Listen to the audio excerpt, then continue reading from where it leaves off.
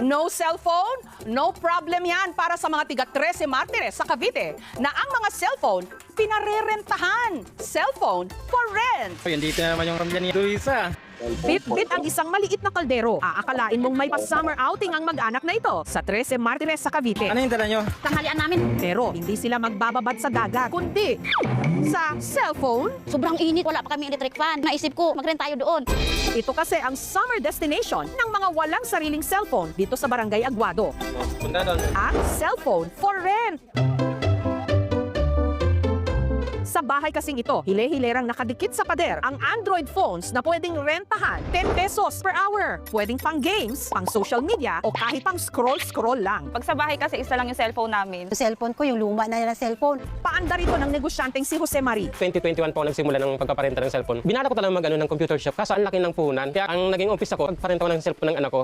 Nagsimula lang daw siya sa 3 lumang cellphone hanggang umabot na ito ng halos 2 dosena. Sa isang araw, pwede kang kumita ng 1.6. In 30 days, halos 24,000 ang papasok. Puro yung naka-tempered glass saka naka-case para kahit naman mahulog, hindi siya basta-basta mababasag. Wala siyang mobile number. Hindi siya magamit sa pang-text, pang-tawag. Pero magamit siya sa pang-messenger, video call. Kasi meron na siyang kasamang internet. Bawat unit may nakadikit na numero. Ito, mga naka-out. Sinadya ko talaga yung pinagbibili yung mga pang-renta ko ng cellphone. Yung mga fast charger. Mga 1 hour full charge sa kagad. Every year, nagpalit ako ng cellphone. Yung cellphone na pinaparentan ko, mga branded. May designated charger din ang bawat cellphone. Kaya ang mga kable para ring spaghetti nagkabuhol-buhol. Kailangan talaga natin i-manage ang ating mga extension cords natin. Hindi natin alam pag maalis na yun ng bahay, isang spark lang makadulog ka ng sunog. Sa mga magrerenta, kailangan muna magsulat sa logbook. Diego.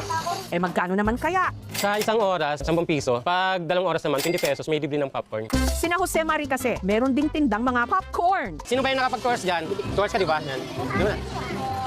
At para hindi pa kalat-kalat lang kung saan-saan ang mga magrerenta, meron din silang standby area. Nagpagawa ko ng ganitong para maging safe yung mga bata. Kasi kung dito lang sa labas, pwede kasi silang magkabanggaan, magkatakbuhan, mahulog yung mga cellphone. Ang maganda dito, safe yung mga bata, may CCTV pa. At para iwas nakaw, Halimbawa, meron isang gusto magrenta, hindi ko kilala. Kailangan may kakilala siya na i-endorse na kakilala din siya. Tapos pag may nakakabasag, binaban ko rin ng 1 buwan. Ay, paldo ah. ang malimit suki ni Jose Marie, mga chikiting. Ang bahay niya tuloy, parang daycare center. Karamihan kasi mga nanay dito na iniiwan yung mga anak nila. Kung may mga pinupuntan sila na importante, nababantayan ko rin. Pag sa bahay kasi isa lang yung cellphone namin. So nakikipag-agawan yung mga kapatid niya. In-English niya nga po ako kasi nga siguro po sa pagsi-cellphone niya, natututo siya doon sa mga pinapanood niyang mga cartoon. Ano po? Ang may bahay na si Duriza, kina Jose Marie na rin iniiwan ang kanyang mga anak. Ang pila ko dalawang cellphone. Tapos iwan ko yung dalawa, mamalingki mo na ako. Papunta ng palingki, sa health center. Dito ko sila ginaiwan. Kasi walang tao sa bahay po, sir, na makadelikado eh. Takbuhan din nila ito sa tuwing sobrang init ng panahon. Wala pa kami electric fan. Sobrang init, sabi ko, punta na lang kami doon. Yung kardiro po, yung dinala ko, doon kami kakain ng mga anak ko. Maghapa na dito ah. Dito na nag-lunch ah. Sa cellphone for rent din daw niya madalas nakakausap ang kanyang mister na isang delivery rider. Kinsinas katapusan talaga po siya gauwi sa amin. Umaga, tanghali, kinunta ko yung mister ko. Be, I love you. Sabi niya, I love you to. Ingatan mo mga bata. Very good talaga ka. 100% ka sa akin. Pag dumating ka, may kiss ka sa akin. 3,000 pesos lang daw kasi ang buwan ng sweldo ng mister ni Duriza. Kaya hindi sila makabili ng sariling cellphone. Ano lang una namin ng cellphone, una na namin ng pagkain namin. Isa pa sa mga suki ni Jose Marie, ang 13 anyos na si Chester. Kasi cellphone ko po basag. Minsan nag-overheat pag nasa tanghaling tapat. Dito pa ako nakagawa ng assignment ko. Dito pa rin ako nakakapaglaro. Mabilis po, di pumalag. Ang mga cellphone for rent hindi raw pwedeng iuwi o ilabas. Pero sa batas na ito, may kaisa-isang exempted. Ang 77 anyos na kapitbahay ni Jose Marie na si Lola Rosario. Ma'am, wabay ka. Ano mo nga ako? Malapit lang kasi na pwede naman ko di ako lalabas. Yung sigaw na lang, lapitan nila ako. Kada araw, umaabot daw ng 6 na oras ang arkila niya ng cellphone at ang pambayad niya rito galing sa kanyang pensyon. Manood ka ng cellphone, umaga hanggang gabi. Kinaininda nga may sakit ako. Pag nakita mo mga palabas ng mga action movie, yan paborito kong panoorin. Mag-isa na lang sa buhay si Lola Rosario. Kaya para hindi malungkot, ang lola niyo, sinubukan na ring mag-dating apps. Magkaroon tayo ng papa.